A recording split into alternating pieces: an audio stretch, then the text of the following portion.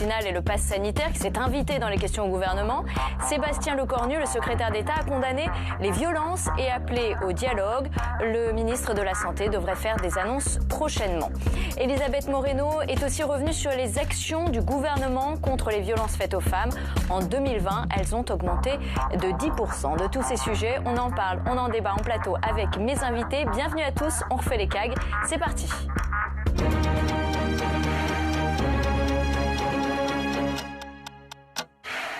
On en parle avec Caroline Abadie. Bonjour. Bonjour. Et bienvenue. Vous êtes députée La République En Marche de l'Isère. Et Marie-Christine Dalloz. Bonjour. Bienvenue à vous.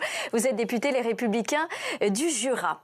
Alors, vous le savez, on part tout de suite dans l'hémicycle pour retrouver Valérie Brochard. Valérie, vous avez suivi cette séance depuis les tribunes. Vous avez tout vu, vous avez tout entendu. Mais vous avez retenu, vous, un échange plutôt électrique entre le député Les Républicains Raphaël Schellenberger et le ministre de la Santé Olivier Véran au sujet de la crise sanitaire. Oui, vous l'avez certainement entendu aussi, Brigitte, un échange à multiples rebonds. L'intervention du député Raphaël Schellenberger ressemblait plus à une salve de reproches qu'à une véritable interrogation concernant, vous l'avez dit, la crise sanitaire. Il accusait le gouvernement d'agir, je cite, au jour le jour, sans stratégie, sans cap, d'agir aussi en catimini, de décider seul en Conseil de défense sanitaire au mépris de la représentation nationale. Ensuite, un peu comme une inversion des rôles, finalement, Olivier Véran a décidé de lui répondre, lui, en posant des questions. Est-ce que c'est le même député qui a voté contre le pass sanitaire? Est-ce que c'est le même Schellenberger qui s'est opposé au texte sur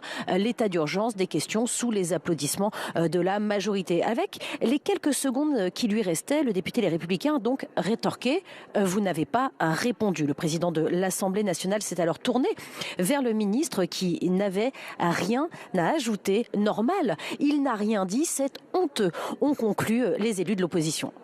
Merci Valérie Brochard pour ces précisions et ce compte-rendu. On va tout de suite rentrer dans le vif du sujet en retenant un premier sujet débattu cet après-midi et il s'agissait de la crise en Guadeloupe. La Guadeloupe qui est opposée à l'obligation vaccinale et au pass sanitaire. La situation est explosive sur place avec des forces de l'ordre qui ont reçu des balles, des tirs à balles réelles aussi bien en Guadeloupe qu'en Martinique. Guillaume Vuilletet, qui est député La République En Marche du Val d'Oise, a interrogé le secrétaire d'État Sébastien Lecornu. Je vous propose de l'écouter. La question de la vaccination là-bas est une question délicate, difficile, on le sait depuis plusieurs mois. Et la loi de la République s'applique, ce qui mène donc à 1400 suspensions de soignants, car précisément ils ne sont pas vaccinés. Le Premier ministre l'a dit hier soir, nous devons avoir une réponse en matière de dialogue social avec ces agents de l'État, avec ces soignants, pour trouver des solutions. Et Olivier Véran, ministre de la Santé et des Solidarités, proposera une méthode dans les quelques heures qui viendront, qui permettra de proposer, notamment à des soignants qui, par exemple, seraient non pas hostiles à la vaccination, mais hostiles à l'ARN messager, d'avoir, par exemple, une solution de substitution. En tout cas, l'ordre républicain doit revenir. Le ministre de l'Intérieur a annoncé des renforts importants. RAID, GIGN, puisque la nuit, ce sont malheureusement des forces de l'ordre qui sont victimes de tirs à balles réelles. Et cela, nous ne pouvons pas l'accepter, nous devons le condamner avec force, car la violence n'a pas sa place sur le territoire de la République, en Guadeloupe comme ailleurs. Marie-Christine Dalloz, est-ce que vous approuvez les décisions de l'exécutif pour rétablir l'ordre sur place, l'envoi des troupes, le GIGN, le RAID, et puis cette instance de dialogue décidée hier lors d'une réunion à Matignon? Alors, je dois dire que je suis un peu atterré de tout cela. Quand on entend le secrétaire d'État, Monsieur Lecornu, dire « la question de la vaccination est une question délicate là-bas ». Qu'est-ce que ça veut dire ? On est bien sur le territoire national. Enfin, il faudra qu'on m'explique où est la différence entre là-bas et ici. C'est un département français. La question de la vaccination, elle est délicate un peu partout. Il y a encore tous les samedis des anti-passes, des anti-vaccinations, des anti-tout ce que vous voulez. Moi, avec des réticences un petit peu plus fortes sans doute à la Guadeloupe ou à la Martinique. Mais dans quel territoire de la République française on accepte qu'il y ait des tirs à balles réelles ? C'est ça le sujet. Donc je trouve que c'est une aberration. Il fallait depuis le départ mettre plus de fermeté. Alors on a mis de la fermeté un petit peu et tardivement, et maintenant on crée une instance de concertation. Enfin excusez-moi, mais on est en train de se chercher, mais dans des proportions inédites. Et puis vous feriez quoi, vous, à la place? On nous parle d'une substitution à la vaccination. Mais qu'est-ce que c'est cette boîte de Pandore qu'on va ouvrir? Donc parce que ils ne sont pas en capacité de vouloir l'ARN messager en termes de vaccination, on va trouver un autre vaccin qui n'existe pas. Mais qu'est-ce qu'on propose? Enfin, moi, alors il y a des vaccins contre le Covid qui ne sont pas ARN messager. On peut les réserver à ces populations. Oui, alors très bien. Moi, il y a quand même quelque chose d'assez inédit. Je suis députée de l'Assemblée parlementaire du Conseil de l'Europe. Chaque fois qu'on a une session ensemble, tous ensemble, il y a 1 ou 2 pays qu'on refuse parce qu'ils ne sont pas vaccinés avec de l'ARN messager. On leur refuse l'accès à Strasbourg au Parlement européen ou aux réunions à Paris ici, on leur refuse l'accès.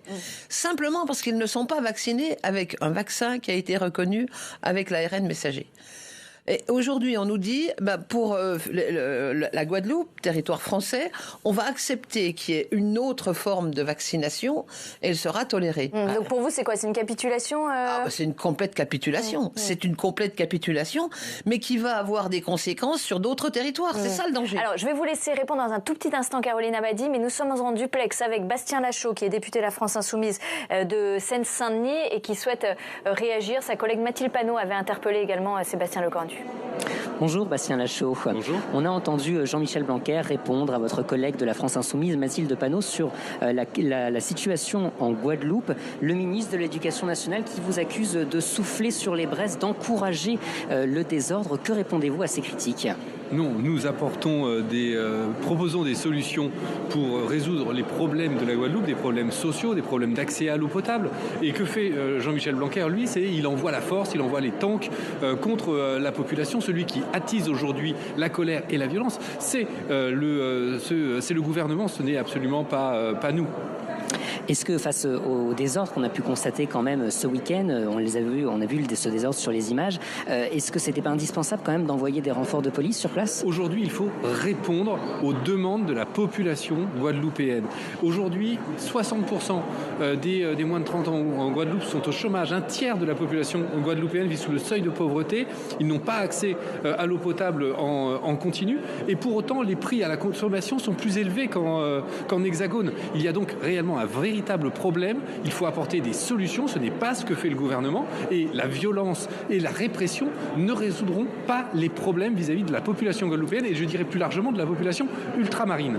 Sur le fond, justement, Jean-Michel Blanquer dit que le gouvernement essaye de répondre aux problèmes profonds qui se posent en Guadeloupe. Il a parlé d'investissements importants, 600 millions d'euros pour la construction d'un hôpital, 100 millions d'euros pour les problèmes d'eau que vous évoquiez sur les canalisations. C'est pas suffisant encore selon vous? Aujourd'hui, il faut des mesures d'urgence. Prenons un exemple, la question de l'eau.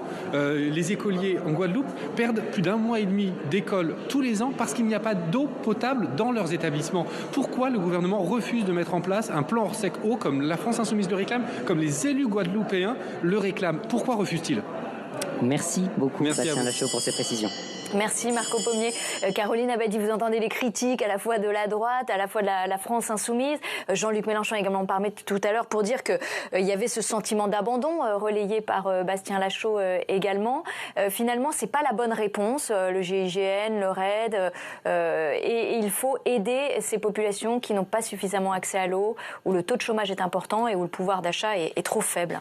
C'est une situation qui est quand même assez inflammatoire. On voit bien que ça peut partir assez vite en Guadeloupe. Moi, je pense qu'il faut qu'on soit tous assez calmes quand on en parle, ni dans un excès, ni dans l'autre. Oui, bien sûr, il faut de la fermeté pour répondre à Madame Dalloz.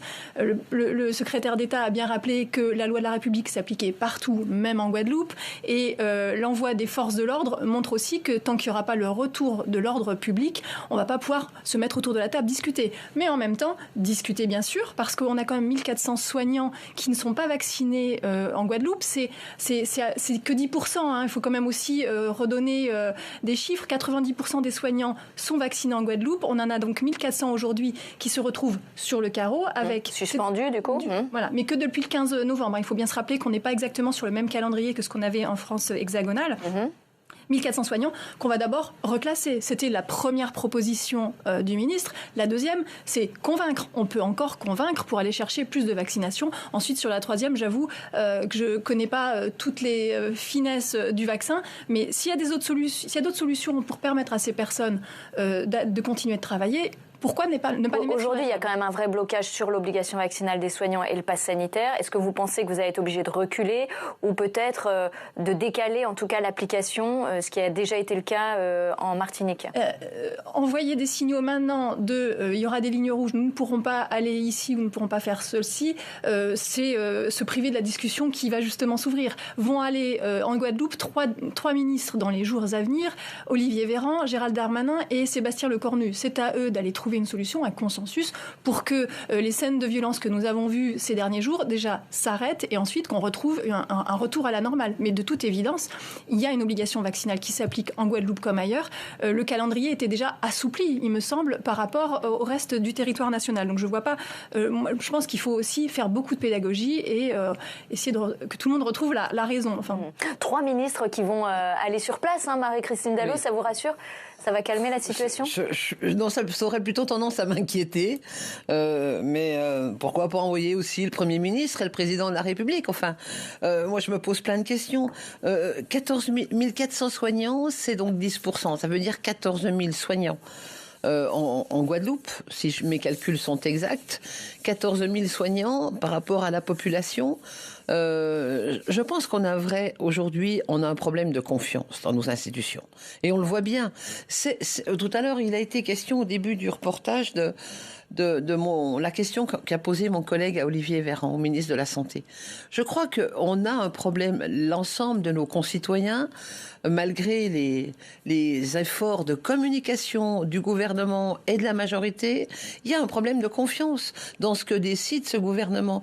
La gestion de la crise, au début, elle a été très chaotique. Aujourd'hui, elle est à petits pas. On ne sait pas ce qui va se passer. Moi, j'aimerais bien qu'on parle de la situation dans nos territoires ruraux, où on ferme régulièrement. Les écoles tombent les unes après les autres. On ne sait pas ce qui va se passer. Est-ce qu'il y a une vision d'ensemble ou pas?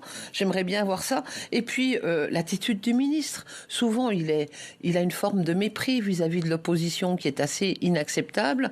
Et puis, quand mon collègue Raphaël Schellenberger a parlé de la notion de... On a voté pas contre le pass sanitaire.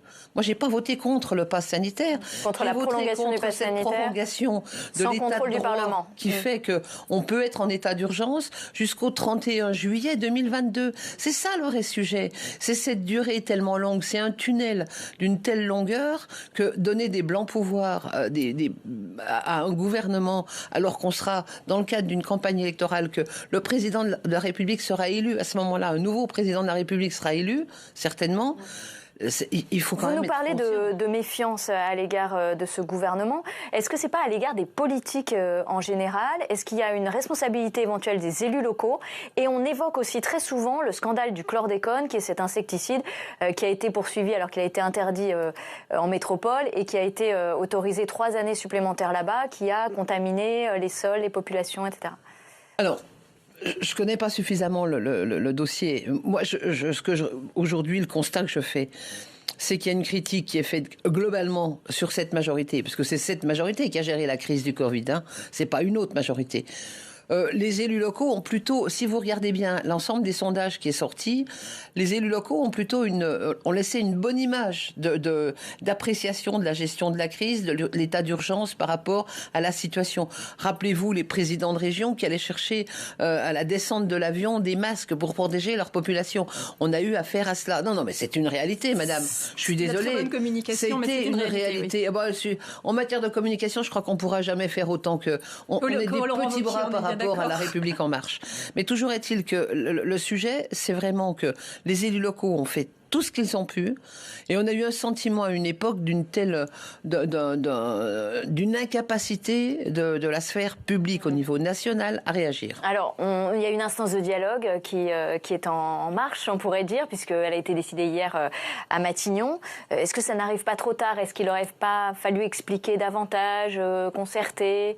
La semaine dernière, le fait est que tous les élus de Guadeloupe étaient au Congrès des maires et que le ministre a pu s'entretenir avec eux. Donc, je reviens quand même sur la question de la défiance. Effectivement, le chlordécone est interdit aux États-Unis en 73. Il perdure en métropole jusqu'en 90. Il s'arrête dans les dom-toms en 93. C'est ça.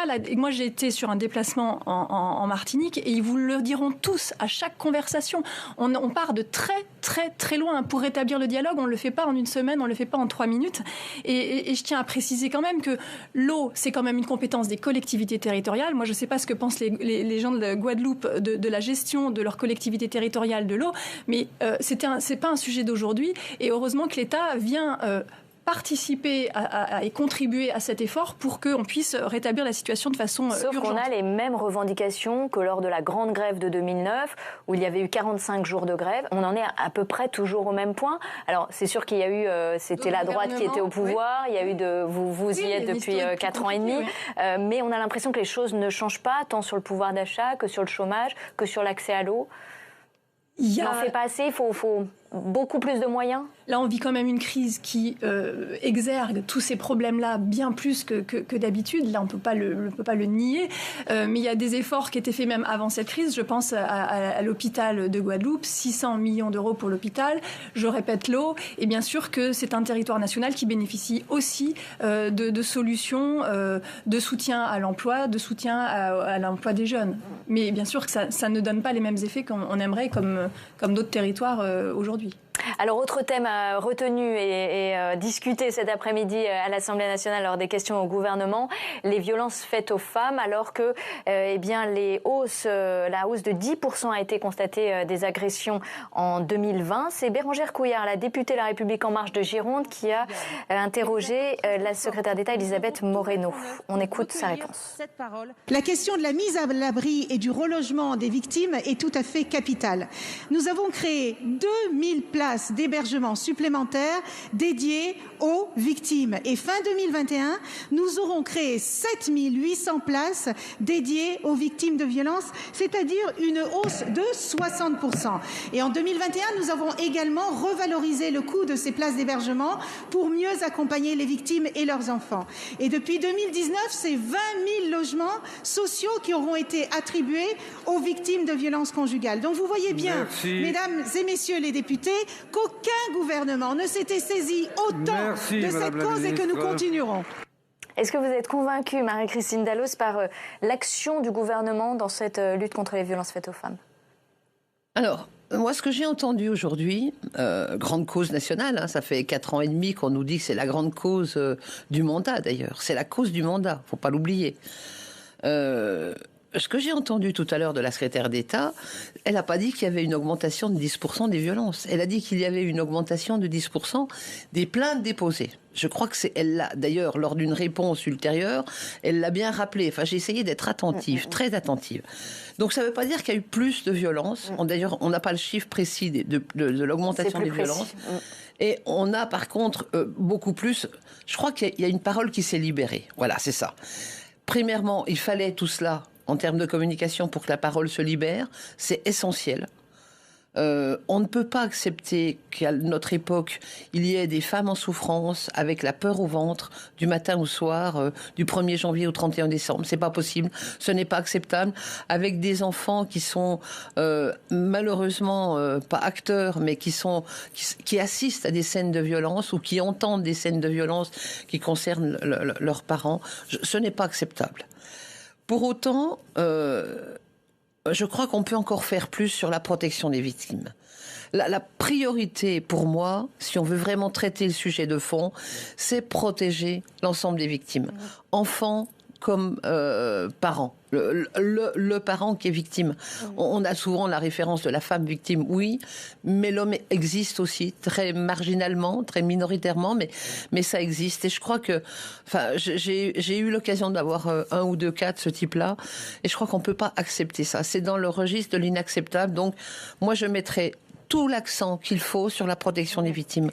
Et je ne suis pas sûre que 20 000 logements sociaux, ça soit suffisant. Voilà. Ce qu'on peut dire, c'est qu'en tout cas, c'est une loi qui a été co-construite avec les Républicains, la majorité sous ce quinquennat.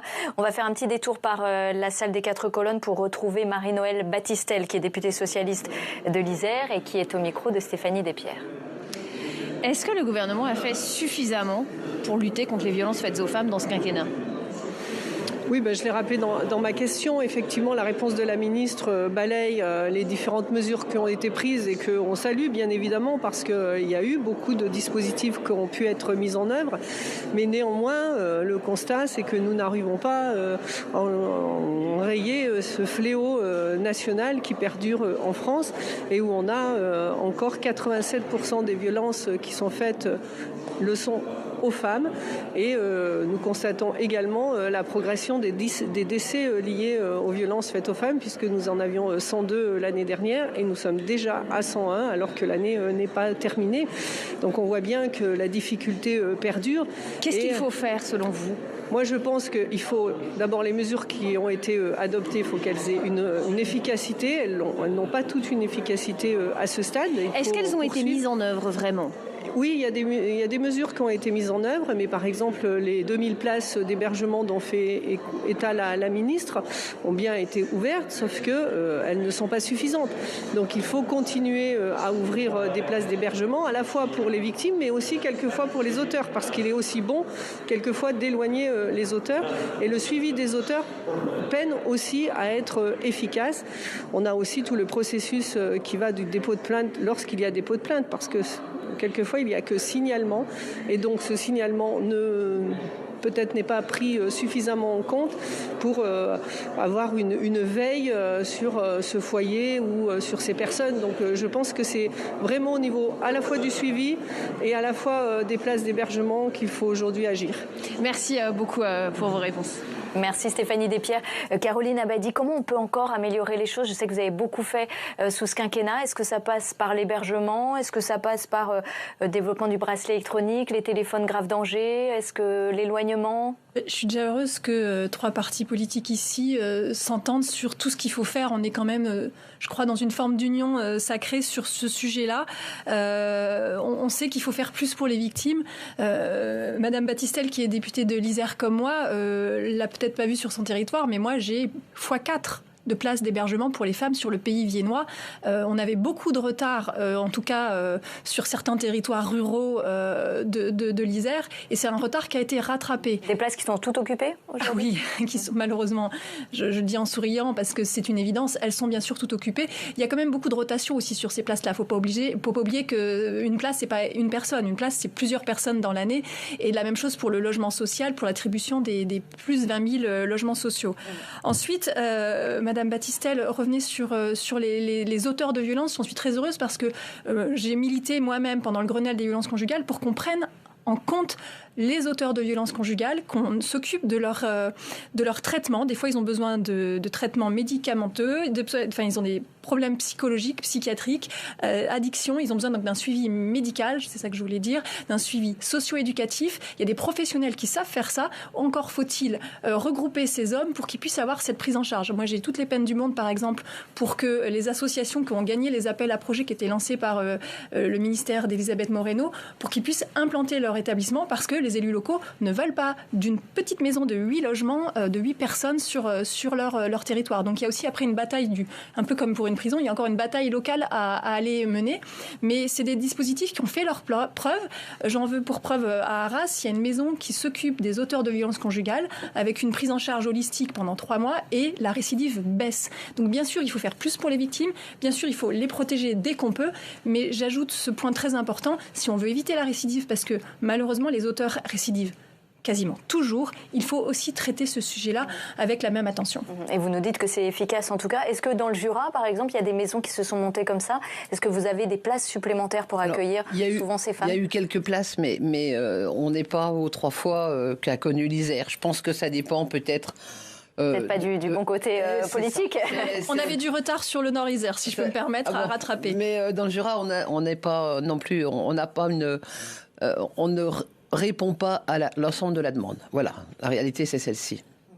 Alors, on va à présent parler de la présidentielle avec notre baromètre politique mensuel Odoxa Mascaret pour LCP Public Sénat et la presse régionale. Et nous accueillons Céline Braque. Bonjour. Céline Braque, vous êtes directrice générale d'Odoxa. Vous mesurez chaque mois pour nous la popularité de l'exécutif, notamment, en particulier celle d'Emmanuel Macron. Alors, dites-nous, comment est le président à quelques mois de la fin de son mandat? Ça se passe plutôt bien pour le président de la République, effectivement, peu de temps avant la prochaine élection présidentielle. Alors, quand on regarde sa popularité, on voit qu'il y a toujours plus de gens qui le rejettent plutôt que de gens qui le soutiennent. C'est-à-dire que quand on demande est-ce que c'est un bon président de la République, on a 56% des Français qui nous disent non, 44% qui nous disent oui. Mais vous voyez qu'en évolution, il a pris 4 points.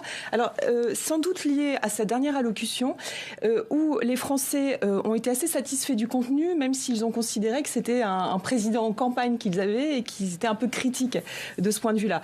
Mais ça a bien marché en termes de contenu. Et pour Emmanuel Macron, ça le place dans une position inédite. Justement, quelques mois avant la présidentielle, aucun de ses prédécesseurs n'avait atteint ce niveau-là. Et puis surtout, c'est une adéquation politique intéressante puisque il a réussi à reconquérir une partie des sympathisants de gauche qui étaient devenus très hostiles. Et aujourd'hui, on est sur du 40% de soutien chez les sympathisants de gauche, comme à peu près les sympathisants de droite, un peu plus de 40% pour ces derniers. Donc il garde a priori son socle qu'il avait en 2017. Et il n'y a pas de concurrence non plus du côté de l'opposition? Du côté de l'opposition, non. Alors je pense qu'on le verra peut-être un petit peu plus tard, mais ce que l'on voit, c'est que finalement les personnalités... quand on demande quelles sont les personnalités préférées dans l'opinion, eh bien, on a avant tout des ministres, donc Roselyne Bachelot, Olivier Véran, Xavier Bertrand, etc. Et puis, pas Xavier Bertrand, pardon, Jean-Yves Le Drian, etc. Et puis après, les concurrents, les premiers concurrents sont plutôt des personnalités de droite, mais à des niveaux quand même d'adhésion qui sont assez bas. C'est-à-dire que quand on regarde justement la première personnalité hors du cercle macroniste, à savoir Xavier Bertrand, on est sur 28% d'adhésion. Donc c'est pas très très élevé, même si pour l'instant c'est plutôt à droite qu'il y a des mouvements et que c'est assez positif et pour lui et pour ses 2 principaux concurrents, à savoir Valérie Pécresse et Michel Barnier pour la primaire de droite, si on peut appeler ça une primaire. Le congrès qui aura lieu le 4 décembre prochain et qui désignera effectivement le candidat de la droite. On va s'intéresser maintenant au duel entre Marine Le Pen et Éric Zemmour que vous suivez comme ça depuis plusieurs semaines. Alors, Éric Zemmour devrait se déclarer candidat dans les prochains jours, d'après ce qu'il a dit sur France Info l'autre jour. Dans les intentions de vote, il baisse. Là, on voit que les Français voient ces 2 personnalités politiques pas forcément de la même façon. Est-ce qu'ils ont de la sympathie ou pas pour eux? Comment ils les voient en fait? Alors, ce sont 2 personnalités qui sont très largement rejetées dans l'opinion française, mais ce que l'on voit dans les intentions de vote, à savoir une Marine Le Pen qui reprend l'ascendant sur Éric Zemmour, on le constate vraiment en adhésion. C'est-à-dire que là, vous voyez à l'antenne les cotes d'adhésion. On voit que Marine Le Pen est 3e, qu'Éric Zemmour est 11e, à égalité avec d'autres personnalités, avec 10 points qui les séparent. Ça, c'est pour le soutien pour ces personnalités. Donc pas très élevé, mais quand même bien plus élevé pour Marine Le Pen qu'Éric Zemmour. Et puis après, il y a le rejet. C'est-à-dire, on demande aux Français aussi quelles sont les personnalités politiques qu'ils rejettent le plus. Et là, très clairement, Éric Zemmour est en tête. 61% de Français qui disent « nous rejetons, nous n'aimons pas du tout Éric Zemmour ». Donc vous voyez... Avec plus 4 points dans l'évolution que... Exactement. Donc ça augmente et ça le place à un niveau record sur notre notre palmarès, si l'on peut l'appeler ainsi, des personnalités les plus rejetées. Donc vous voyez, Éric Zemmour devant Jean-Luc Mélenchon, devant Marine Le Pen qui est et ensuite Anne Hidalgo et Florian Philippot qui sont à égalité. Alors il y a des qualificatifs qui s'adressent à ces différentes personnalités, notamment à Marine Le Pen et Éric Zemmour. On va les voir. Ces qualificatifs, qu'est-ce qu'ils disent finalement de ces deux grandes personnalités politiques là ? Alors, dans les deux cas, vous voyez à l'antenne que c'est négatif. C'est-à-dire que, par exemple, si on prend Marine Le Pen, on va la juger, pour l'essentiel, raciste, pas démocrate, agressive, dangereuse. Mais là aussi, on voit une évolution qui lui est favorable par rapport à Éric Zemmour. C'est-à-dire qu'elle a... toutes ces relatives qualités vont progresser alors que ses défauts, au contraire, vont plutôt perdre du terrain. On va moins lui attribuer. Alors qu'à Éric Zemmour, on avait fait un sondage en 2014 et on voit que les gens le jugent beaucoup plus dangereux, beaucoup plus agressif, beaucoup plus raciste qu'il ne disait en 2014. Et là encore, le comparatif, lui, est défavorable par rapport à Marine Le Pen. C'est-à-dire que Marine Le Pen, qui est pourtant rejetée par une majeure partie de l'opinion, elle apparaît presque douce et gentille par rapport au Éric Zemmour qui est considéré par une grande partie de l'opinion française comme un mistigris. Alors, est-ce que pour les Français, l'une ou l'autre de ces personnalités est capable de gagner la présidentielle ou de diriger la France ? Alors, quand vous les avez interrogés aussi, les Français. Alors, quand on pose ces questions-là aux Français, la plupart des Français, si vous voulez, n'ont pas envie de répondre à cette question, en fait. Nous disent que ni l'un ni l'autre. Ni l'un ni l'autre ils le trouvent capable de diriger la France, 60%. 55% nous disent qu'ils ne sont pas capables de gagner la présidentielle, mais tout le monde les trouve assez dangereux. Maintenant, là encore, le comparatif est favorable à Marine Le Pen. Les Français la considèrent bien plus capable de gagner la présidentielle, bien plus capable de diriger la France et moins dangereuse qu'Éric Zemmour. Alors là, le comparatif, vous voyez, lui est très défavorable à Éric Zemmour. 52% de Français qui le jugent ainsi dangereux. Ça montre sans doute les limites de sa campagne, son début de campagne, même si pour l'instant il n'est pas candidat officiellement, de coup d'éclat.